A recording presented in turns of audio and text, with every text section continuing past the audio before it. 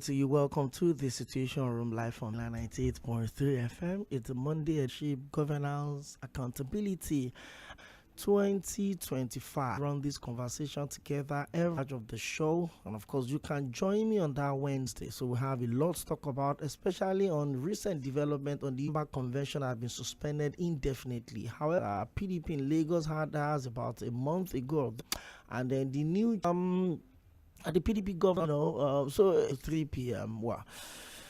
How did your weekend go?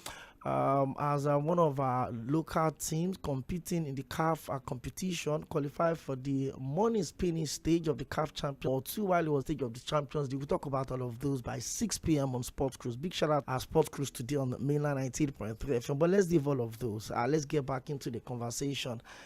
Well, big weekend, no doubt. We've left the show.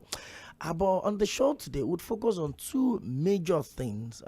First off, we look at Josh Amukpiton, Professor Josh Ojo Amukpiton, who feels he should go for another term. The immediate past chairman. What are the expectations? Midterm off-circuit elections, the governorship election in Anambra State. See, conversation ground in that state. And neither have I seen Tumuga. His political party will not be fielding a presidential candidate in 2027 text, because I've also been seeing how the Labour Party has been mobilizing and building structure to campaign for the Labour Party candidates in the states. So, use into the operations of INEC in state next month, and there's also be where is election in 2026. So I don't know that INEC does conduct mock elections build up to in 2023. The governor of Ekiti State, the decision for Ekiti. So,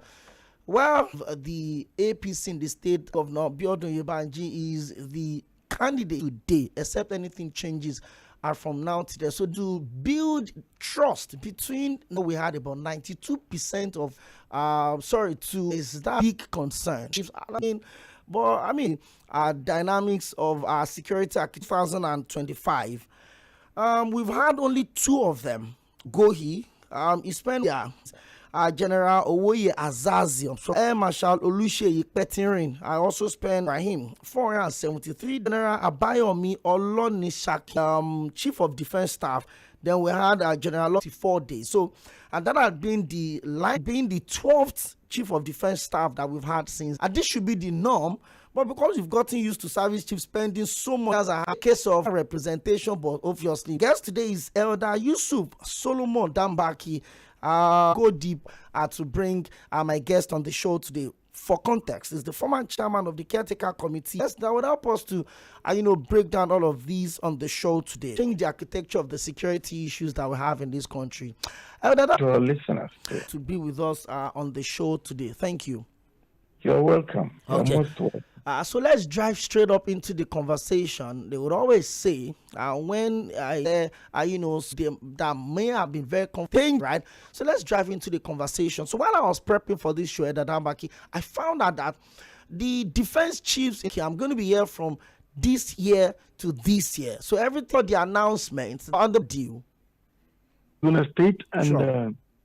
The chief of, if I share something, then I am aware 50-50 administration. So we were having this hope that he is going to enjoy fame because he had a surprise because president non-kinetic, which is completely different that the people need to kinetic approach to ending a political leader. So that the sentiment of the fan, and you understand the uniqueness.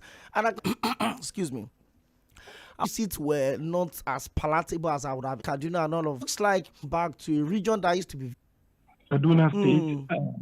He had a new strategy. He had where you see that